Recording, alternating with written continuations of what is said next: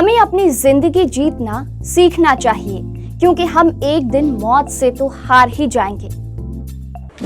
साल 1991 में जहां देश के सबसे युवा प्रधानमंत्री राजीव गांधी की हत्या कर दी गई, तो वहीं ये साल कई नई उपलब्धियों वाला भी रहा। इस साल कुछ ऐसा हुआ जिसने वैश्विक बाजार के लिए भारत के दरवाजे खोले, अपनी नीतियां बदली और फिर भारत हमेशा हमेशा के लिए बदल गया। नमस्कार, इनसाइडर लाइव की स्पेशल सीरीज 75 साल की 75 कहानियां देख रहे हैं आप, और मैं हूं कोमल। आज बात साल 1991 की। किसी राष्ट्राध्यक्ष को अगर कोई मारना चाहे तो उसके लिए ये कोई बड़ी बात नहीं होगी, बशर्ते कि हत्यारा ये तय कर ले कि उस राष्ट्राध्यक्ष को मारने के बदले वो अपना जीवन देने के लिए तैयार है। अगर ऐसा होता है तो दुनिया की कोई भी ताकत उस राष्ट्राध्यक्ष को बचा नहीं सकती। यही हुआ 21 मई 1991 को रात 10:21 पर, जब देश के सबसे युवा प्रधानमंत्री राजीव गांधी की हत्या कर दी गई। सब कुछ खत्म सा हो गया। 10वें लोकसभा चुनाव 1991 के पहले चरण की वोटिंग खत्म हो चुकी थी। राजीव गांधी सत्ता में वापसी के लिए जोर शोर से चुनाव प्रचार में जुटे थे।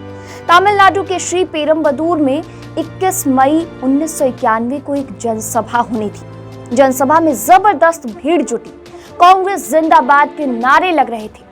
राजीव जनसभा को संबोधित करने मंच की ओर बढ़ ही रहे थे कि तभी 30 साल की एक नाटे कद की लड़की चंदन की माला लिए राजीव गांधी की ओर बढ़ती है।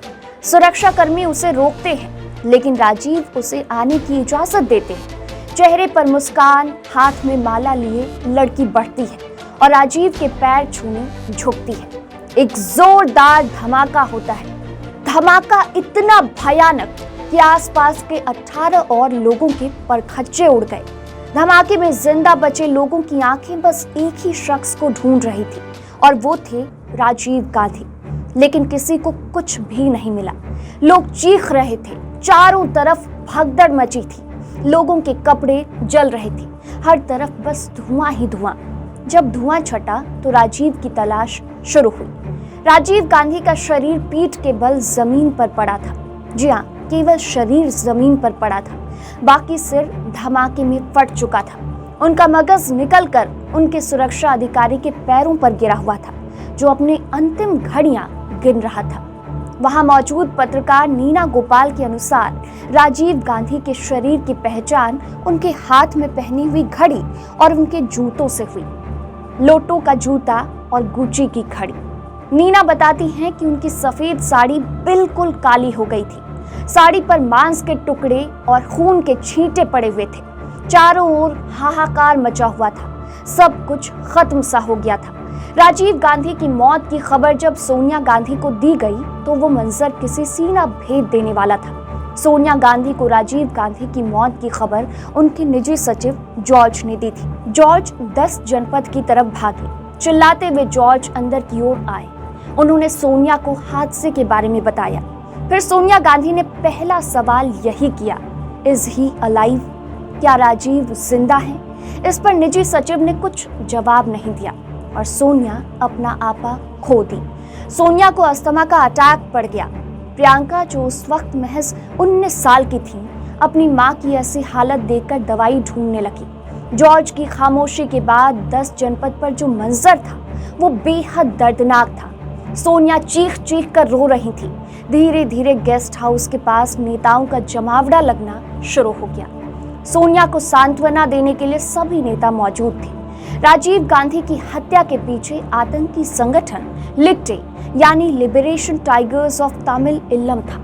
इस पूरी कहानी की शुरुआत श्रीलंका की आजादी से शुरू होती है। श्रीलंका में बहुसंख्यक आबादी बौद्ध धर्म को मानने वाले सिंहली लोगों की थी।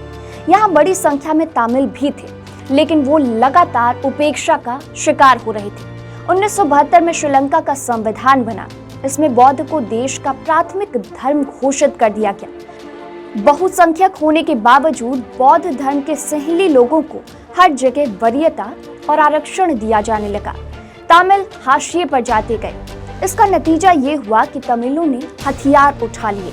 तमिल युवा वेलुपिल्लई प्रभाकरण ने एक संगठन बनाया जिसका नाम लिबरेशन टाइगर्स ऑफ तमिल इल्लम यानी लिट्टे रखा। 80 का दशक आते आते लिट्टे की पहचान एक आतंकी संगठन के तौर पर होने लगी।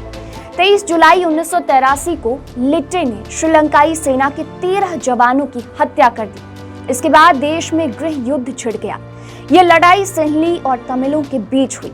श्रीलंकाई सरकार भी इसमें उतर आई। 1987 में भारत और श्रीलंका सरकार के बीच एक शांति समझौता हुआ। इसमें तय हुआ कि भारत लिट्टे से हथियार रखवा देगा। समझौते वाले दिन ही भारत ने अपनी सेना श्रीलंका भेज दी। इसका नाम इंडियन पीस कीपिंग फोर्स यानी IPKF रखा गया। भारतीय सेना ने श्रीलंका के पलाली में जाफना के पास अपना बेस बनाया। लिट्टे भी हथियार डालने के लिए राजी हो गया। लिट्टे के कई आतंकी सरेंडर करने लगे। तभी अक्टूबर में श्रीलंकाई सेना ने लिट्टे के 2 कमांडरों को पकड़ लिया।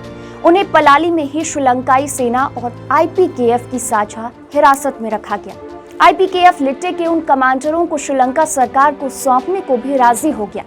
उसके बाद उन कमांडरों ने साइनाइड खाकर अपनी जान दे दी। इससे लिट्टे और IPKF के रिश्ते बिगड़ गए।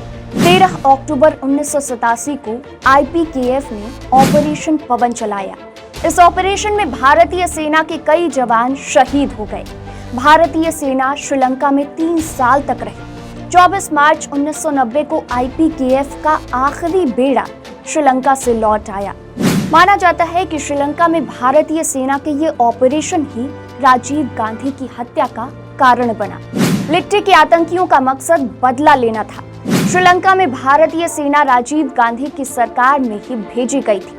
श्रीलंका में जब गृह युद्ध चल रहा था तभी बीच में लिट्टे प्रमुख प्रभाकरण को दिल्ली बुलाया गया। उसने राजीव गांधी से मुलाकात की। ये मुलाकात अच्छी नहीं रही। तभी प्रभाकरण ने सोच लिया कि इसका बदला लिया जाएगा।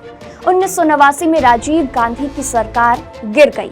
बाद में राजनीतिक अस्थिरता बनी रही। इस बीच अगस्त 1990 में राजीव गांधी ने एक इंटरव्यू में श्रीलंका के साथ हुए शांति समझौते का समर्थन किया।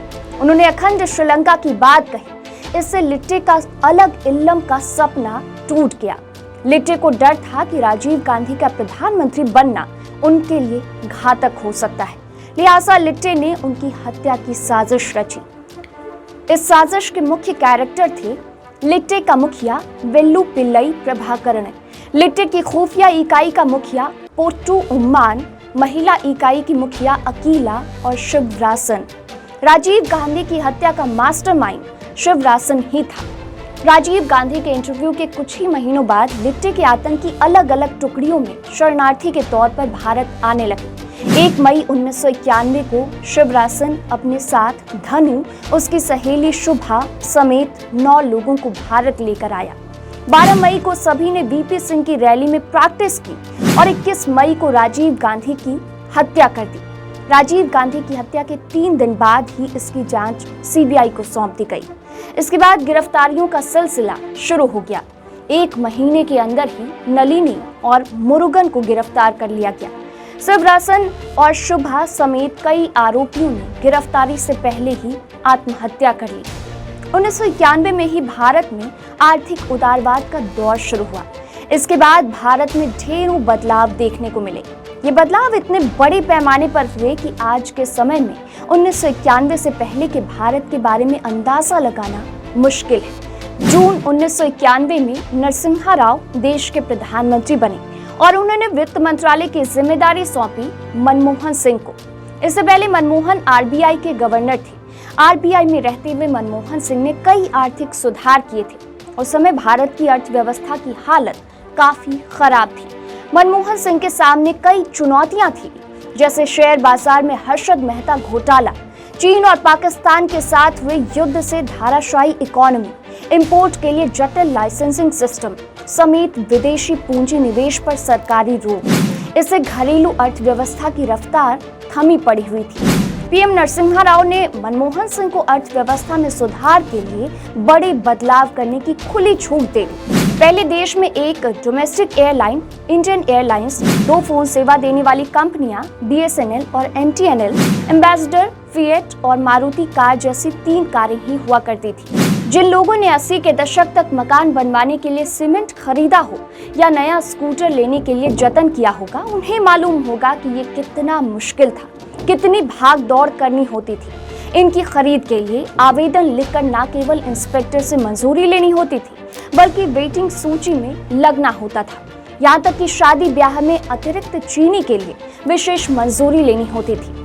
वित्त मंत्री मनमोहन सिंह ने 24 जुलाई 1991 में अपना पहला बजट संसद में पेश किया। भारत के इतिहास में साल 1991 के इस बजट को गेम चेंजर बजट कहा जाता है। अर्थव्यवस्था में सुधार के लिए एलपीजी यानी लिबरलाइजेशन, प्राइवेटाइजेशन और ग्लोबलाइजेशन का मॉडल लाया गया।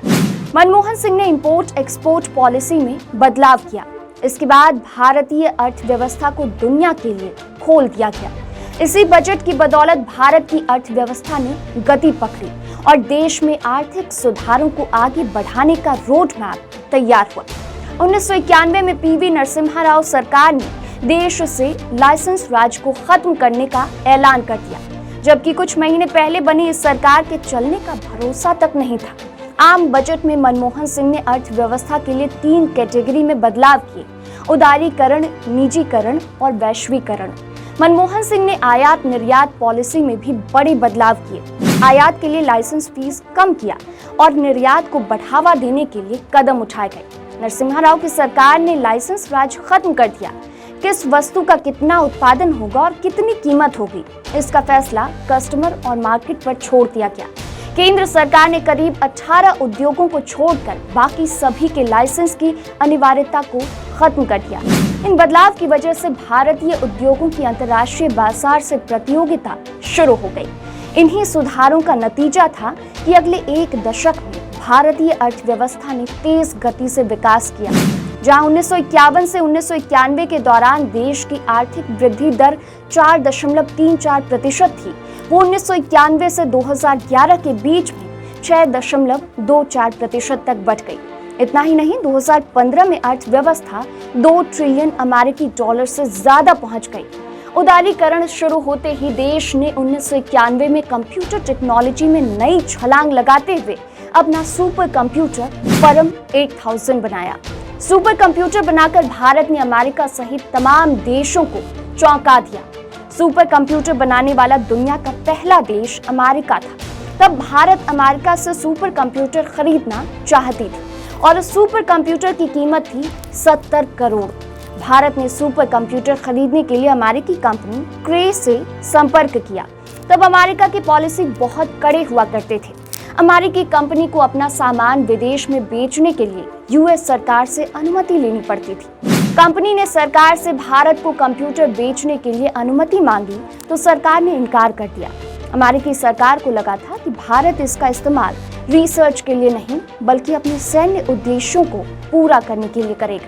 तो अमेरिकी सरकार ने भारत को सुपर कंप्यूटर नहीं बेचा, लेकिन इसके महज 3 साल बाद ही भारत ने अपना पहला सुपर कंप्यूटर परम बना लिया। तो आज के एपिसोड में इतना ही। फिर मिलूंगी कल अगले एपिसोड में, यानी साल 1992 की महत्वपूर्ण घटनाओं के साथ। देखते रहिए इनसाइडर लाइव। नमस्कार।